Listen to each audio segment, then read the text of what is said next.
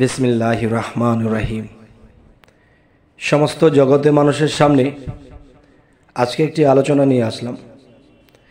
যদি কেউ স্বপ্নে দেখেন আপনি প্রধানমন্ত্রী হয়ে গেছেন, তাহলে আপনি যে প্রধানমন্ত্রী হয়ে গেছেন স্বপ্নে, বাস্তবে কিন্তু আপনি কাগজ টুকিয়ে খান, কিংবা একটা মেতরের কাজ করেন, কিংবা আপনি কোনো দর্জির কাজ করেন, ছোটোখাটো কোনো কাজ করেন, বা শাক লতা পাতার দোকান আছে বিক্রি করে খান, কিন্তু আপনি দেখেছেন আপনি প্রধানমন্ত্রী হয়ে গেছেন।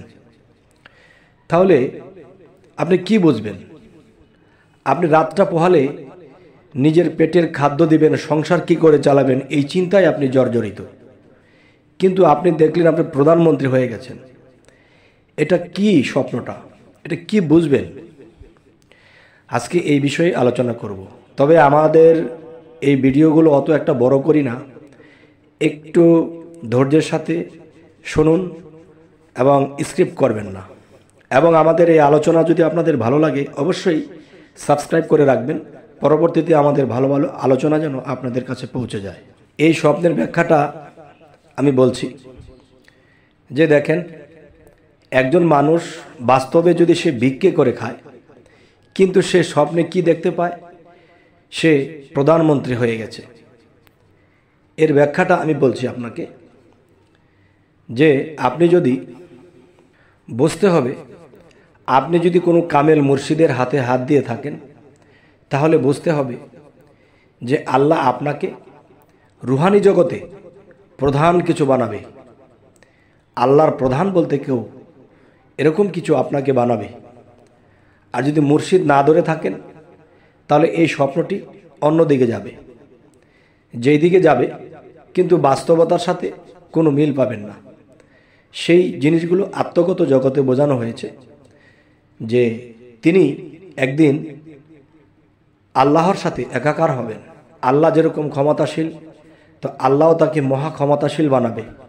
তখন রুহানি জগতে বা আত্মজগতে সে অনেক বড় ক্ষমতাশীল হবে। যেমন বাহ্যিক জগতে প্রধানমন্ত্রীর যে ক্ষমতা, এখন মুখে যদি সে কিছু বলে দেয় তাই সেকেন্ডের মধ্যে হয়ে যাবে। মানুষ, আর্মি, পুলিশ সমস্ত কিছু এক কথার উপরে তারা কাজ করবে, কারণ তার হাতে ক্ষমতা, তিনি প্রধানমন্ত্রী। ঠিক এই মানুষটি যদি এরকম স্বপ্ন কেউ দেখে, তাহলে রুহানি জগতের মধ্যে সে প্রধান হবে আল্লাহর কাছে, আর প্রধান শক্তিগুলো আল্লাহ তাকে দিবে। সুবহানাল্লাহ। আর শরীয়তের মানুষে যদি এটা দেখে, এটা দেখার উদ্দেশ্য হলো যে তুমি যদি বড় কিছু হতে চাও, তাহলে শরীয়তের পাশাপাশি তুমি মারেফত এবং হাকিকতের শিক্ষা নাও। যদি নিতে পারো একজন কামেল মুর্শিদের কাছে, তাহলে একদিন তুমি ওরকম কাতারে চলে যাবে, যদি এরকম কেউ দেখে থাকে। তো আরও একটি বিষয় হলো যে আমাদের বাহ্যিক জগতে একটা প্রধানমন্ত্রীর গুণ কি? যেমন খাদ্যমন্ত্রী, বিদ্যুৎ মন্ত্রী, গ্যাস মন্ত্রী, খনিজ মন্ত্রী, বিভিন্ন মন্ত্রী, সমস্ত মন্ত্রী কার কথায় চলে, কাকে মানে? প্রধানমন্ত্রীকে মানে।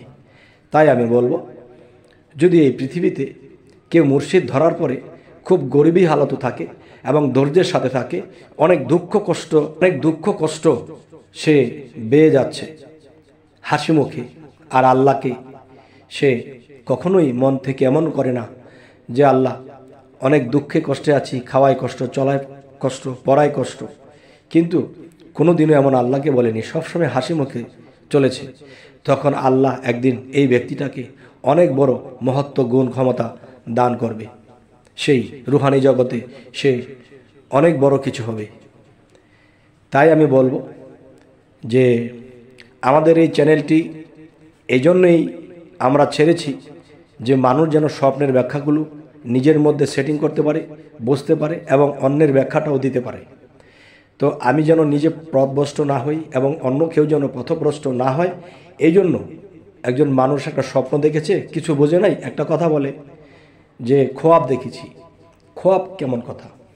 স্বপ্ন তিনটা স্তর থেকে আসে। আত্মজগৎ থেকে একটা স্বপ্ন আসে, চিন্তার রাজ্য থেকে একটা স্বপ্ন আসে, এবং বায়ুগত একটা স্বপ্ন, যে স্বপ্নটা সারা রাত্র ভরে ঘুমের পরে দেখতেই আসে কিন্তু সকালে কিছুই মনে থাকে না, এটা হলো বায়ুগত।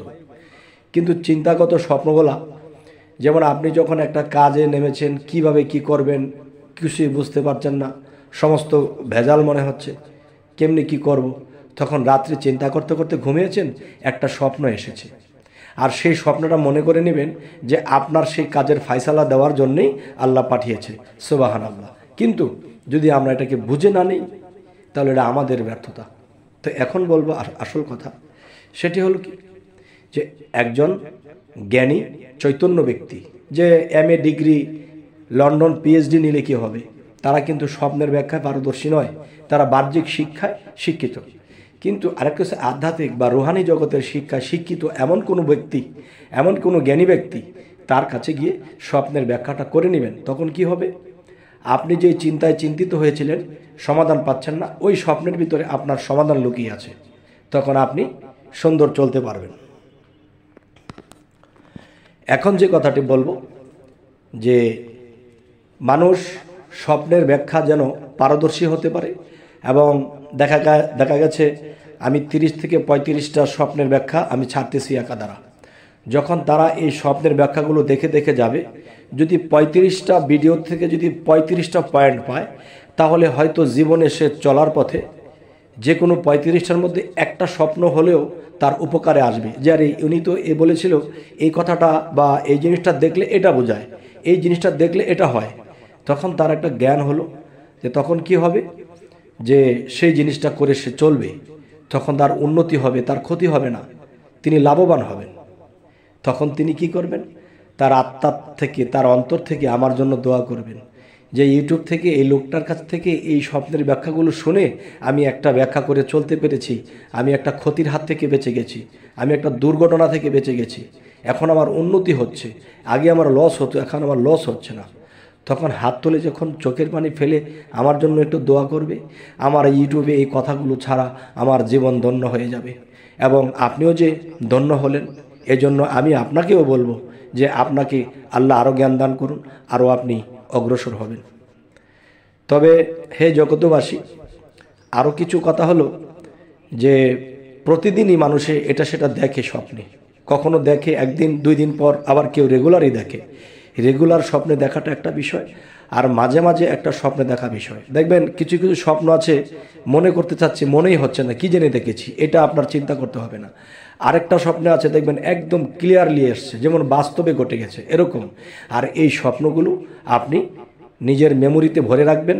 যদি নিজে ব্যাখ্যা করে না পারেন, তা অবশ্যই কোনো জ্ঞানী লোকের কাছে, কোনো আউলিয়া লোকের কাছে, কোনো কামেল মুর্শিদের কাছে এই স্বপ্নগুলো পেশ করবেন। তখন তিনি বলে দেবে যে বাবারে, তোমাকে এই জিনিসটা বোঝানো হয়েছে, এই জিনিসটা করা হয়েছে। তবে আশা করব আমাদের বাকি ভিডিওগুলো আপনারা অবশ্যই দেখবেন, যে দেখার পরে আপনাদের স্বপ্ন ব্যাখ্যা করে চলার মতো জ্ঞান হবে ইনশাল্লাহ। তো আমাদের এই চ্যানেলের আলোচনা যদি আপনারা মনে করেন যে হ্যাঁ আমাদের এই আলোচনা দরকার, আপনাদের সামনে যেন এই আলোচনাগুলো পৌঁছে যায়, এই জন্য আপনারা সাবস্ক্রাইব করে রাখুন, যেন আপনাদের সামনে পৌঁছে যায়। তবে সকলেই ভালো থাকবেন, এই বলেই রাখছি। আল্লাহ হাফিজ।